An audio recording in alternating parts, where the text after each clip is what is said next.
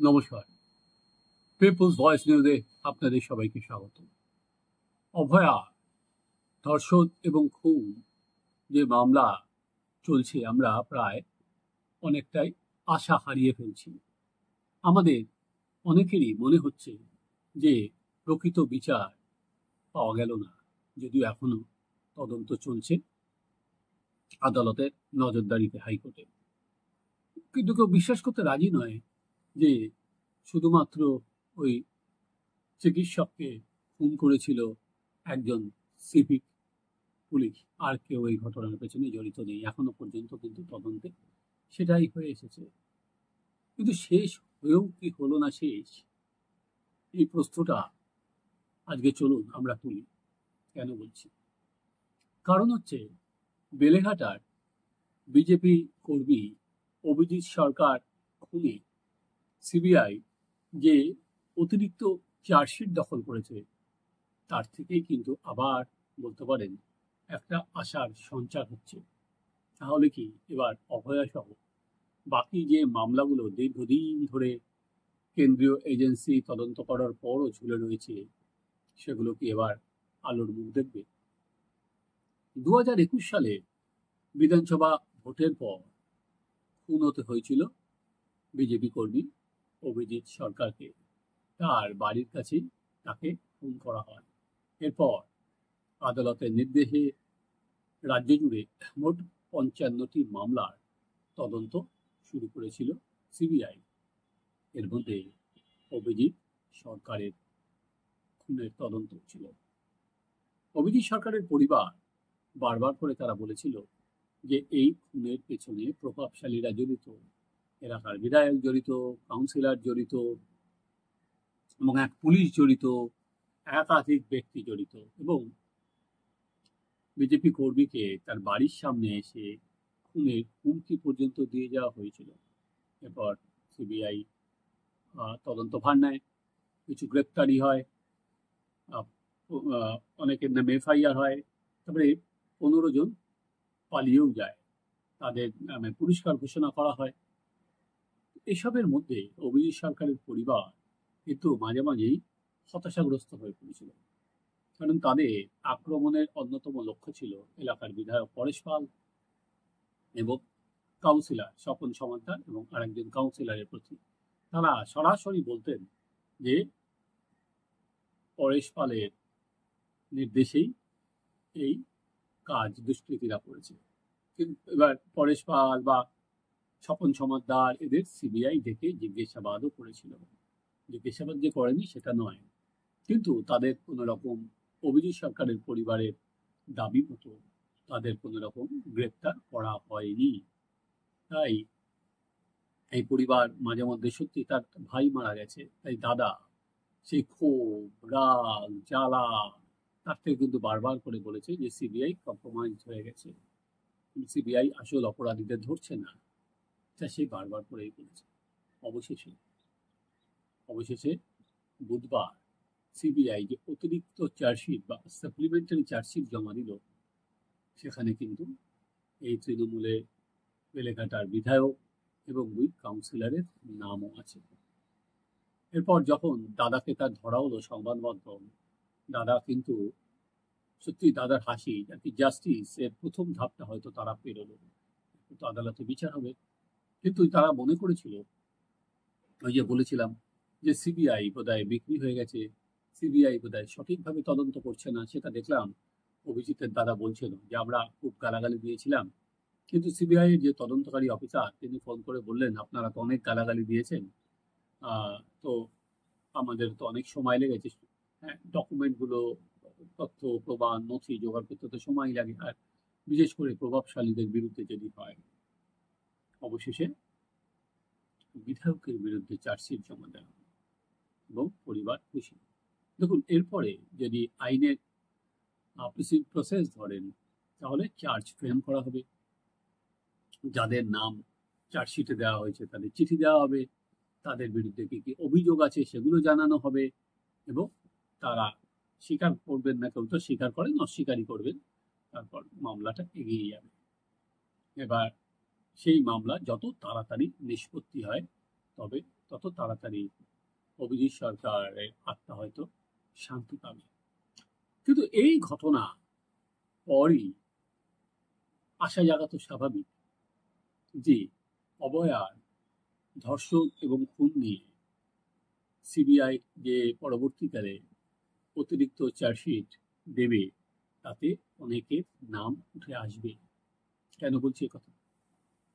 কারণ এখনো পর্যন্ত কিন্তু সিবিআই একবারও বলেনি যে তাদের তো আর কি খুন এবং ধর্ষণ মামলা তদন্তে একজনই আর কি অপরাধী বা একজনই দোষী। তারা বলেছে এখনো পর্যন্ত একজনের প্রমাণ পাওয়া গেছে, আর কারা কারা আছে সেটা এখনো তদন্ত হচ্ছে। এর আগে তথ্য প্রমাণ লোপাট এর অভিযোগে আরো দুজনকে গ্রেপ্তার করেছিল সিবিআই, যদিও বর্তমানে তারা আহ, জামিনে আছেন। একটা হচ্ছে টালা থানার ওসি অভিজিৎ মণ্ডল, আর একটা হচ্ছে সন্দীপ ঘোষ। সন্দীপ ঘোষ অন্য কেসে জেলে আছেন, দুর্নীতি। কিন্তু এই খুনে তথ্য প্রমাণ লোপাট যেটা ছিল সেটাতে তারা জামিনে আছেন। আপনি যদি অভিজিৎ সরকারের যে অতিরিক্ত চার্জশিট, সেখানে কিন্তু 3জন পুলিশ আধিকারিকের নামও আছে, এবং নারকেলডাঙ্গার যিনি ওসি ছিলেন ওই সময়, তার নামও কিন্তু এখানে আছে। মোট 38 জনের নাম এখনো পর্যন্ত কিন্তু চার্জশিটে উঠে এসেছে, যে সাপ্লিমেন্টারি চার্জশিট দেওয়া হয়েছে। তাই জন্যই বললাম যে অভয়ার কিন্তু এখনো সাপ্লিমেন্টারি চার্জশিট দেওয়া বাকি। সেই চার্জশিটে আর কার কার নাম থাকবে?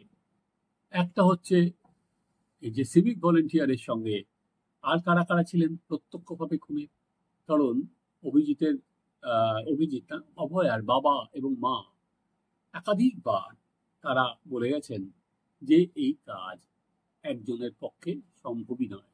এবং সেদিন যারা অভয়ার সঙ্গে খাওয়া দাওয়া করেছিলেন, তার সঙ্গে ছিলেন, দীর্ঘ সময় কাটিয়েছিলেন, তাদের কেন হেফাজতে নিয়ে জিজ্ঞাসাবাদ করা হচ্ছে না?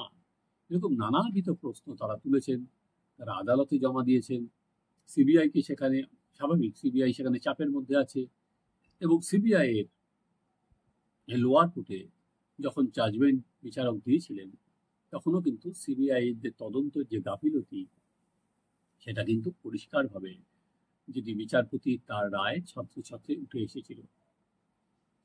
সেই সময় সিবিআই এর যিনি আইনজীবী আছেন, তিনি বলেছিলেন যে এটা প্রথম চার্জশিট, কারণ এটা যদি না দেওয়া হয় 60 ডেজের মধ্যে, তাহলে যিনি মূল অপরাধী বা যিনি ধর্ষণ করেছেন এবং খুন করেছেন, তিনি সিভিক ভলেন্টিয়ার, তিনি জামিন পেয়ে যেতে পারেন। সেই একটা এতে করা হয়েছে, কিন্তু এখনো অন্যদের কি রোল আছে সেটা তদন্ত করা হচ্ছে।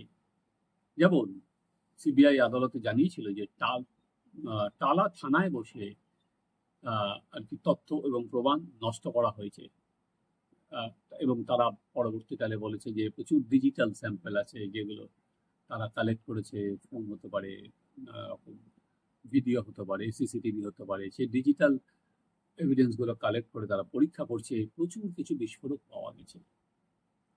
তাই অভয়ার খুন এবং ধর্ষণের যে বললাম যে তদন্ত এখনো পর্যন্ত শেষ হয়নি। অভিজিৎ সরকারের অতিরিক্ত চার্জশিট কিন্তু আবার আমাদের মধ্যে হয়তো আশার সঞ্চার করছে যে এরপরে অভয়ার যে অতিরিক্ত চার্জশিট জমা দেবে, এটা স্বাভাবিক, সেখানে একাধিক পুলিশ অফিসারের নাম থাকবে। কারণ পুলিশের রোল আন্ডার স্ক্যানার, সেটা বারবার করে সিবিআই এর আগের যে চার্জশিট সেখানে দেখা গেছে যে পুলিশ ঠিকভাবে সেটাকে আত্মহত্যা বলে চালাতে চেয়েছিল, সেখান থেকে ঠিক সময় এফআইআর হয়নি, পোস্টমর্টম রিপোর্ট নিয়েও তড়িঘড়ি করা হয়েছে, দ্বিতীয়বার পোস্টমর্টম হয়নি, বহু প্রশ্ন সেখানে ছিল। আরজিকর হসপিটালেরও যেমন রোল ছিল, তেমনি পুলিশেরও আর কি রোল ছিল, যে ঠিকভাবে তারা কাজকে এগিয়ে নিয়ে যায়নি। ফলে পুলিশের গাফিলতি তো আসবেই।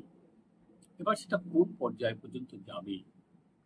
কারণ টালা থানার যিনি অফিসার, তিনি তো একা করেননি, তিনি নিশ্চয়ই কারোর নির্দেশে করেছেন। সেই নির্দেশটা কোন মহল থেকে এসেছিল?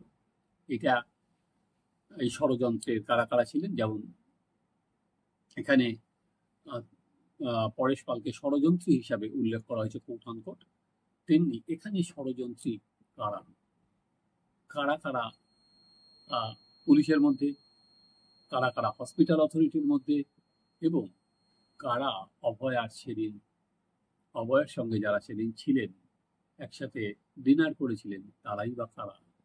এর পেছনে কি কোনো প্রভাবশালী ছিল বা প্রভাবশালী ছেলে মেয়ে ছিল, যার জন্য এই পুরো জিনিসটা ধামাচাপা দেওয়া হয়েছে?